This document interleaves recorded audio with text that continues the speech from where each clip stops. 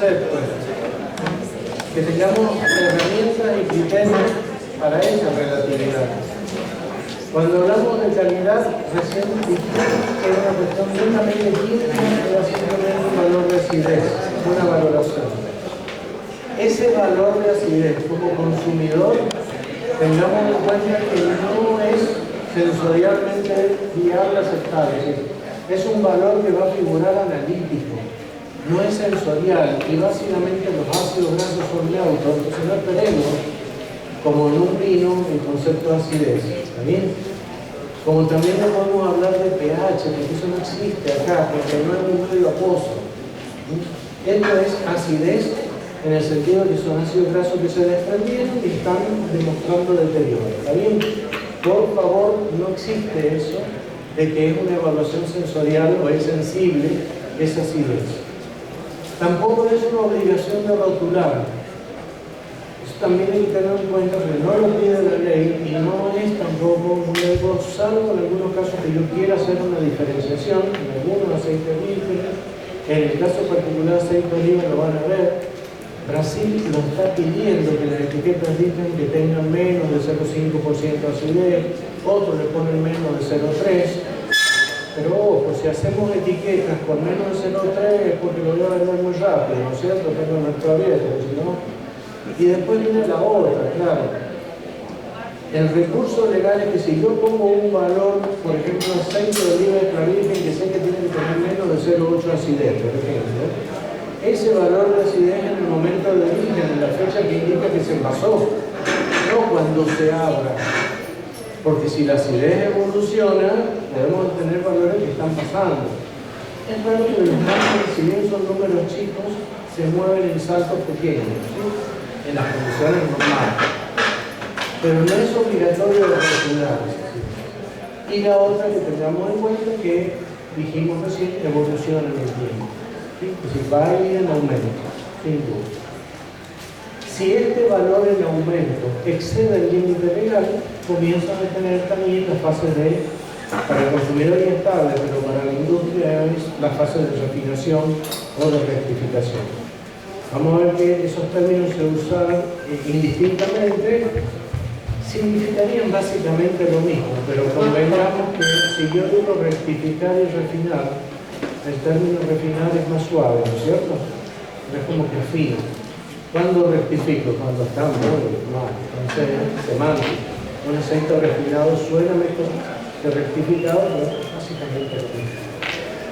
La estabilidad, la acidez sí es sensorial y sí es tóxica, ¿sí? El hecho que me está repitiendo que la digestión sea pesada ya me lo está indicando.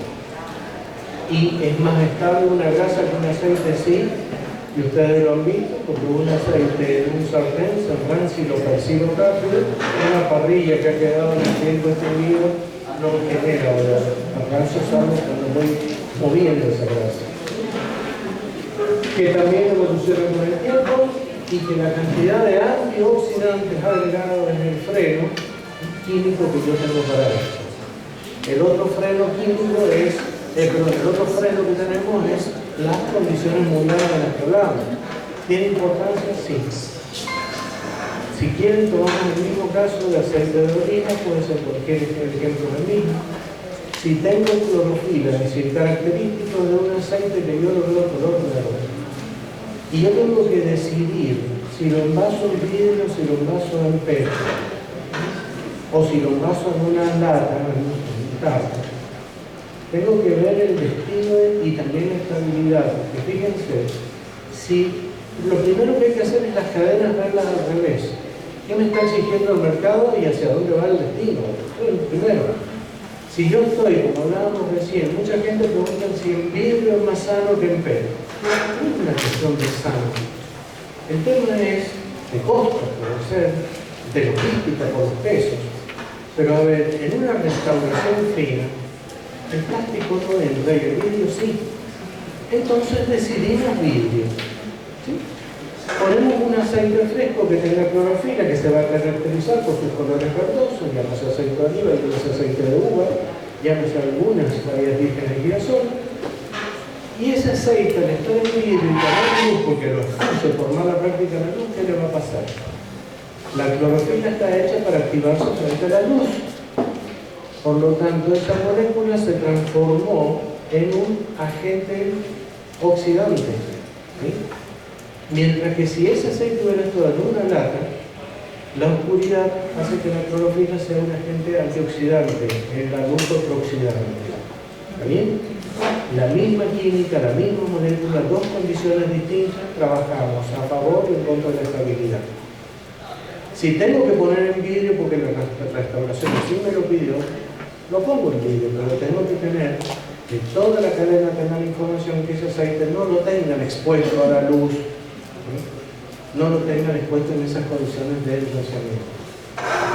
Así vamos a ir manejando, no es el envase lo bueno o lo malo, sino es el requerimiento, como lo están pidiendo. El tema de la inocuidad, ya dijimos básicamente que depende mucho como consumidor. Yo no puedo estar haciendo en cada producto un análisis de pesticida. No puedo ir a comprar papa y saber qué tiene, lechuga, saber qué tiene, aceite qué tiene. Y acá entra en juego la confianza de las marcas. Acá entra en juego que tengamos confianza en los organismos de control oficiales. El esfuerzo de la ANMAT es importantísimo. ¿Sí? Y de hecho la ANMAT también lo está poniendo en evidencia, sacando permanentemente en difusión lo que sale en circulación por fraude, por estar falsificado, por estar mal rotulado. No dice mucho, saca de circulación y eso ya dice todo, ¿cierto? Después explica por qué. Pero dejemos que están trabajando bien los organismos oficiales de control. Volvemos a lo mismo, tampoco pensemos que 100%, porque siempre la trampa y el fraude va a ganarle, ¿no?, a la parte policial, de la parte policial de políticas de control, ¿no es cierto? También tengamos en cuenta que hay una obligatoriedad de BPA y la exigencia no está de quién produce la buena práctica, sino de quién la tracciona. Si hay empresas que para comprarte algo te piden una cantidad de documentación infernal. Las auditorías son importantes por eso, porque yo puedo tener una trazabilidad demostrable. Y en las fábricas, y también como consumidor me importa la contaminación, y en el orden que está escrito creo que es la importancia. BPM mirado como higiene, el MIP y el HACCP. Teniendo esos sistemas implementados con los criterios que ustedes vieron en cada industria distinto, si yo les muestro imágenes, por ejemplo, de los papeles que se pegan con las luces violetas, esos atractivos, los papeles que estaban de pegamento, las especies que están en una empresa que maneja aceite son distintas que las que están en un secadero y distintas que están en una carnicería. Siempre voy a ver moscas, por ejemplo, pero hay otra serie de especies que son completamente específicos de, y hay que tenerlas con el control. ¿Sí? Y los MIP bien llevados en las fábricas de aceites son importantes, sobre todo el tema de roedores, y en particular roedores porque les gustan las grasas, ¿sí?, en general. Y el tema de ciertos insectos que pueden estar vinculados a los envases, las políticas del soplado de los envases, bla, bla, bla, bla. HACCP lo han tenido, no es motivo en este momento. Pero está afectando el término público. Genuinidad. El término genuinidad también es código. El código no está tan completo, pero está bastante aceptable. Y no digo tan completo porque, por ejemplo, vamos a ver que hay algunos casos en que no cita los valores de acidez, entonces lo tomo por carácter positivo como que entran en general, no cita los peróxidos en particular, pero dice por qué aquí sí y aquí no. Pero en general, la genuinidad va a tener en estos términos algunas acciones para conocer como consumidor. Aceite virgen, no importa la especie, es el que se extrajo por método físico. Es decir, que cuando yo digo físico, significa que entre el aquí y ahora y el allí y entonces no hay un cambio en la estructura. Virgen hace referencia a que como está en la materia prima, así está en su composición en lo que estás consumiendo. ¿Está? También es medio relativo, pues si decimos que hay deterioros que van cambiando la composición, no es tan así. ¿Sí? Vamos a entrar en una franja media gris, que la he dejado en ese punto, está ahí. El aceite virgen, teóricamente, es lo que se obtiene por un proceso físico. El código lo llama un proceso mecánico. Para tener un poquito más técnico el término, diríamos físico, porque el químico produce cambio. Físico, tenemos tres variables para utilizar que ya fueron dichas. La presión, con el uso de prensas, separa los líquidos de los sólidos. La centrifugación, que son los sistemas de decantador que ustedes han visto, y el que maneja la tensión superficial a través del sistema de perforación, con la patente esta como si no lea. Son tres sistemas distintos. Cuando hablamos, por ejemplo, en aceite, se vio como una evolución que las prensas generan tipos de aceite que ya están dejando de ser, ¿sí?, aceptados, tienen más dificultades para lograr los estándares de consumo que se están pidiendo ahora, los estándares de concurso. Fue un sistema viejo, sí, tiene mucha mano de obra, tiene ciertas desventajas. Pero ojo, porque estamos usando una ingeniería de prensas que es obsoleta. Prensas con capachos que se levantaban como un hidráulico. Y no tiene absolutamente nada que ver con la tecnología de prensa que está usando hoy en día todo el sistema de obtención de los aceites comestibles. ¿Sí? Son cosas completamente distintas. Estamos comparando cosas no iguales.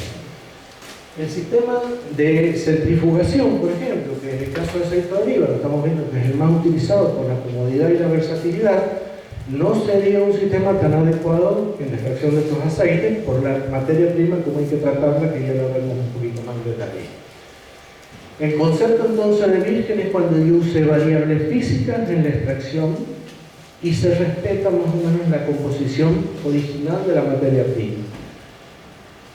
En el caso particular de algunos aceites, y el aceite de oliva se ha utilizado, hablan de la primera prensada y en frío. Esos términos también que dicen algo y no dicen nada en rigor. En aceite de oliva en particular, el método de prensa se usaba en rótulos que decían por sistema tradicional. La ley lo permite que se ponga ese término. Decir sistema tradicional es que se ha obtenido por prensa. Ahora ponen extraído por primera presión y en frío. Y uno dice, si es una sola presión, ¿por qué le ponen primera? ¿No es cierto? Tengo algo en el ojo que me gusta mucho. El tema, quienes han visto alguna vez la extracción por prensas en fábricas, ¿sí? Cuando yo voy armando el carro, los esportines tienen aproximadamente 5 o 6 kilos de pasta que se van enhebrando y alrededor de unos 80 esportines arman todo lo que es la torre de... Ese mismo principio que vimos recién de la tensión superficial ocurre porque yo tengo una pasta en contacto con los discos metálicos de alambre. Y la tensión superficial, ¿qué es lo que era? Como el aceite tiene menos tensión superficial que el agua, si ustedes tienen en un vaso una mezcla de agua y aceite y sumergen en una paleta metálica, cuando la sacan sale mojado en aceite, no en agua. Escurren ese aceite, repiten el proceso y lograrían una separación física. Bien. Esa misma tensión superficial actúa en el alambre del esportín. Entonces, yo, el mismo peso de la compresión, por un lado, más la tensión superficial que hace drenar, mientras yo estoy armando la torre, veo que por los laterales escurre un aceite prácticamente filtrado, ¿sí? Y ese es el nombre que la literatura española llamaba de primera presión o el aceite de los príncipes, que era el más flor que había, porque yo lo estoy viendo como aceite nativo de una pasta que estaba moliéndose y ahí estaba viendo escurriendo un aceite prácticamente filtrado. Prácticamente filtrado, porque de hecho lo hacía por una vía física, ¿no? Entonces, la primera presión en frío, si vos te pones a pensar, es de rótulo, no existe. Y le llamaban en frío porque se comparaba los 25-28 grados que se usan en la industria olivícola con respecto a los 50-70 grados de la industria aceitera convencional. Ese frío no hacía referencia a otra cosa. ¿Sí? Cuando teníamos los aceites vírgenes con respecto a todos los otros aceites que se manipulaban técnicamente, no sé sinceramente por qué el código sacó, no tuve nunca una respuesta de esto. Había una determinación que era extremadamente sencilla y eficiente. La luz ultravioleta, la luz de Wood, por un lado, y si quieren llamémoslo simplemente los detectores de billetes de esa luz, irradiando con esa luz un aceite, yo puedo saber si es virgen o no. Si irradiándolo con esa luz me da una coloración entre los anaranjados, amarillos, ¿sí?, estoy hablando de un aceite virgen. Si me da una coloración violácea, es un aceite refinado, ¿no?, en su origen, o que proviene de una mezcla de vírgenes con refinados. Y era muy fácil. ¿Saben con qué lo hice? Había para los chicos un juego que dibujaban con una tinta que parecía invisible y solamente cuando lo iluminaba con esa luz ultravioleta veías el dibujito y el trazo que habían hecho. Era una linternita que venía en un juego. Con una luz violácea lo detectaban fácilmente. De hecho, hay una cámara de luz de Wood. La luz de Wood tiene unos nanómetros definidos que te permitirían fácilmente identificar un aceite virgen de cualquier refinado o de cualquier corte.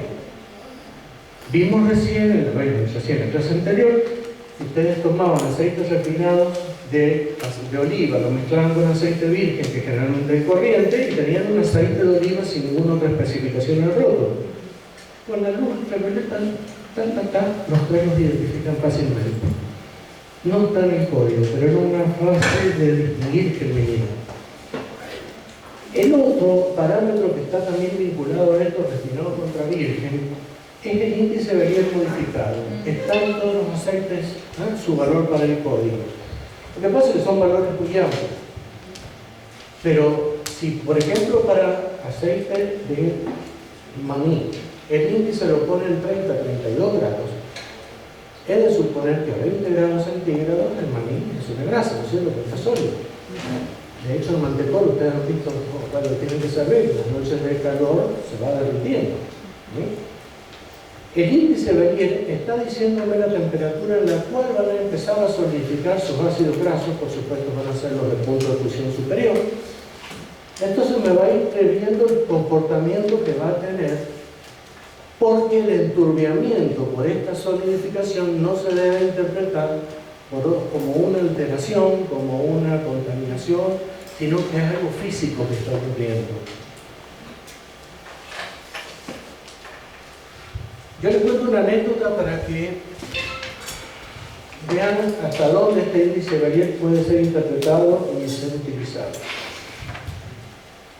Una salida de aceite de oliva, en este caso, virgen, saliendo de Mendoza con destino al sur de Brasil.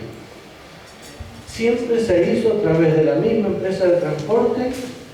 Retiraban 7 de la tarde la mercadería con toda la conformidad de papeles y salían. Día siguiente, cerca de 5 o 6 de la tarde, se recibía del destino el reporte que había llegado a la mercadería con conformidad. Nunca una queja. Esta empresa hacía el recorrido en donde tomaba por la ruta 7, Mendoza, Córdoba, enganchaba directamente hacia el norte de Santa Fe, Misiones y hacia el circuito C, por la Mesopotamia. Nunca un problema, ni invierno ni verano. En una oportunidad invierno, la empresa notifica que es imposible porque tenían roturas, no sé de qué equipos de logística, bla, bla, bla, bla, y que habían puesto a la empresa Andesmar, en este caso, como alternativo de ellos, y que iban a pasar a buscar misma hora, misma conformidad de retiro, capaz, se embarca todo. El destino, día siguiente, 7 de la tarde, comienza un proceso en donde una no conformidad al destino, que el aceite estaba que le habíamos mandado a manteca, que estaba congelado, que no era lo que se había solicitado, que qué había pasado. Y por supuesto que de los teléfonos celulares el que más sonaba fue el mío. Y cuando a mí me decían eso, veía los papeles, venían todos, como dice el refrán, se llenó de signos de pregunta no en mi cabeza. Y cuando uno está en una fábrica, ustedes lo saben, tiene que tener respuesta, tiene que dar soluciones. No es filosofía, no vamos a hablar. La pregunta era qué debía pasar. Y no la tenían. Esto fue un día jueves, No sé si algunos de ustedes alcanzaron a conocer al profesor Pedro Rosell, está en la facultad. Conversando del problema, porque yo tenía un grado de preocupación, me fui a preguntar, esto era una cuestión que había pasado, que estaba rondando en la química, en la física, en el 5. Me dice, pensemos en lo siguiente, si está solidificado es porque ha habido un proceso de cristalización por baja temperatura, sí, estamos en invierno, no lo veas así. Pensá siempre que el estado de cristalización ocurre cuando tengas reposo. Si hay turbulencia, si hay movimiento, si hay vibración, no ocurre la cristalización. Pensá en lo siguiente, cuando de una nube está descargando una gota de agua y viene el movimiento, la formación es ese icono que ponen de las estrellitas, los cristales de hielo, que es tan bonito, entonces forma un copo. Porque viene el movimiento, y un copo es muy distinto a un cubo de hielo que se formó en reposo. La estructura cristaloide, esa hexagonal con respecto a la cristalizadora, era la diferencia en movimiento. Cuando vos pongas aceite en reposo y se te enfríe, sí se va a cristalizar, sí se va a marganizar. Pero si lo pones en una de esas heladeras que trepidan, que la estás abriendo, cerrando, que los arranques son, no vas a tener una cristalización, no va a ser de reposo. No siempre que cristaliza significa que puede estar en mucho movimiento, en vibración, y por eso no se cristalizaba el que iba directo toda la noche viajando. Pero al mar hacía noche en San Rafael, ¿sí?, en donde estuvo el camión, el camión que él dijo parado, 6 horas a la intemperie en San Rafael en invierno. ¿Sí? Y después la descongelación no va a ocurrir tan rápido. Y cuando llegó a destino, los tipos querían aceite, no querían esa grasa. No tenés que decir, no, ya se va a pasar. No, fue una no conformidad. Fue un rechazo, volvió y todo. Pero yo aprendí eso. Porque es muy común escuchar a la gente que como genuinidad ponerlo en la heladera si no se hace manteca, listo. Veamos la heladera, veamos cuántas veces la abrimos, veamos las condiciones, ponemos uno chiquito o grande. Buscar la cristalización, así como ustedes han visto en los freezer cuando forman el hielo, que muchas veces ven que el hielo es translúcido y otras veces una masa blanquecina rígida. Y es la temperatura, no. Es todo lo que les estoy diciendo. El estado de cristalización exige en condición sine qua non reposo. Si tienen las dos, como condición necesaria y suficiente, tienen cristalización. Pero el índice de Melier me va poniendo en evidencia dónde se van a producir las turbidencias. Entonces, cuando yo tengo aceite que no quiero que se me congele, hoy en día es medio difícil porque ustedes vieron que todo se hace a través de supermercados, donde las condiciones térmicas son de confort. Condiciones de confort empiezan con 23 grados hacia arriba, ¿no es cierto? Entonces, los aceites se van a mantener totalmente limpios. Pero si yo tengo que ir a despensas o lugares más chicos que están, pónganse en la Patagonia, por decir algo, no quiero que a 16 o 15 grados un aceite de oliva se me cristalice y se vea turbio. ¿Y qué puedo hacer en el depósito? A costa de perder rendimiento, yo enfrío ese aceite hasta 16, 17, 15 grados, que se me formen todos los cristales que se tengan que formar por su química, filtro, y el filtro me va a retener esos cristales de margarina grasa, ¿no es cierto? El pasante es un aceite no congelable en ese rango de temperatura. ¿Le modifiqué el índice Melier? Sí. Teóricamente y en el sentido más estricto de la palabra, ¿le cambié la composición química? Sí. ¿Por haberle cambiado la composición química dejó de ser virgen? No. Porque entramos en que la etapa que yo utilicé fue netamente física. ¿No? Entonces, no alteré, digamos, químicamente ese aceite, por lo menos en valores significativos. Cuando están las esencias y los aceites esos buenos, es la sigla en inglés sin el agregado de sustancias, con el agregado de sustancias naturales, es otra situación. A ver, yo tengo un aceite cualquiera, vamos a tomar un aceite mezcla. Un aceite virgen de oliva que lo voy a mezclar con un aceite virgen de soja. Tengo un problema porque esto da origen a algunas alteraciones y adulteraciones, ¿no?, en el país. Pero los dos son vírgenes. Y los voy a mezclar en la proporción que me dice la ley. Que estén por encima del 5%, que respondan a una química, que no viene al caso porque está escrita. Y lo mezclo. La pregunta es, yo hice una mezcla de dos aceites vírgenes. El aceite resultante es un aceite virgen, es un aceite natural. Dos palabras que hacen ruido. Virgen y natural no lo junten. No lo junten. Como no junten inocuidad con lo natural, porque las fallas de inocuidad justamente están en los productos naturales, en los medios, no se hizo gestión de inocuidad. Pero mezclé aceite de girasol, soja virgen con aceite de oliva virgen. ¿Es natural eso? ¿Por qué? Los dos son vírgenes como estaban en la naturaleza. No está permitido, aceite comestible mezcla. Es muy sencillo el criterio. Y lo mismo un poquito con el tema de los aceites esenciales, con los perfumes, con los odoratos. ¿Sí? Y es internacional. Como es una franja gris de definir, porque los dos son naturales, ¿no es cierto? Mantienen la composición que tienen en la naturaleza. Los dos fueron hechos por principios mecánicos. Pero como en la naturaleza esa mezcla no existe como tal, la hizo el hombre, no es natural. No pierde el carácter de virgen, pero no es el natural. ¿Está bien?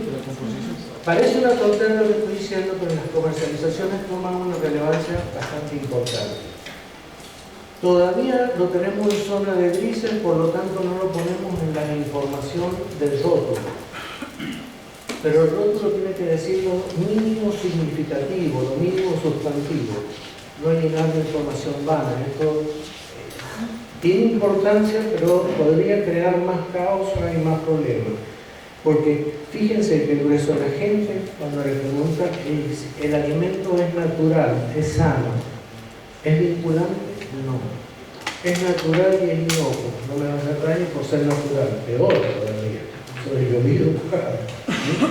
Pero es más fácil que se quede todavía con ese concepto de lo natural a que tener que explicarle todo lo de inocuidad y ponerlo en relieve. Vieron la información científica con el tema del coronavirus así y la información banal así. Porque las redes, porque la gente, porque esto, porque lo otro. Entonces, cuando no se está con se dice que es grave. ¿Cuál es el concepto que tiene la gente de gravedad? Que me lleva de la enfermedad hasta la muerte. Si más me aproxima a eso, más grave es. Y el concepto de la Organización Mundial de la Salud es completamente distinto de lo grave de una pandemia. Pandemia significa que está en todo el mundo y que la gravedad está en la velocidad con que se contagia, no en el efecto que le hace a cada individuo. El concepto de daño y de gravedad es distinto. Pero es más fácil mantenerlo en el nivel científico tranquilo, porque si lo digo, empieza toda una serie de los WhatsApp que salvan al mundo. Pero usted dice también que sí, cuando estábamos viendo la tabla de los valores, los rojos y los verdes, porque más rojo el aceite de soja. Por lo tanto, no podría haber sido un virgen natural, porque ya al mezclarlo y la tabla de valores se iba en gris, no podía ser nunca natural. No, por eso te digo que pierde la esencia. Perdió la esencia y perdió la naturalidad. Pero como son mezclas naturales es una zona de definiciones legales. Pero usted dijo que es importante decir que virgen natural no se debe mezclar. No, la palabra natural con virgen son dos. Natural con virgen no se debe mezclar. No. Entonces, bueno, ahí estamos hablando de un producto que sí o sí ya tiene una adulteración. Está bien, pero eso es lo que voy. Lo lindo del conocimiento es cuando yo puedo jugar con el conocimiento. ¿Sí? Saberlo y ahora poder jugar y mantenerlo igual. No saberlo generaba ruido. Los aceites, mezclas, los criterios de cortes. Los cortes tienen que ser básicamente sensoriales, tienen que ser el arte de los técnicos como el arte de los enólogos para los blends, para las cosas sensoriales que vayan diferenciando, ¿sí? Pero no, el criterio jamás debería ser, y eso se puede monitorear y se tiene que controlar, un criterio de mejorar lo que está mal. Eso es un mal concepto técnico. Yo lo comparo en general, porque es simplemente didáctico, tener un vaso de agua y un vaso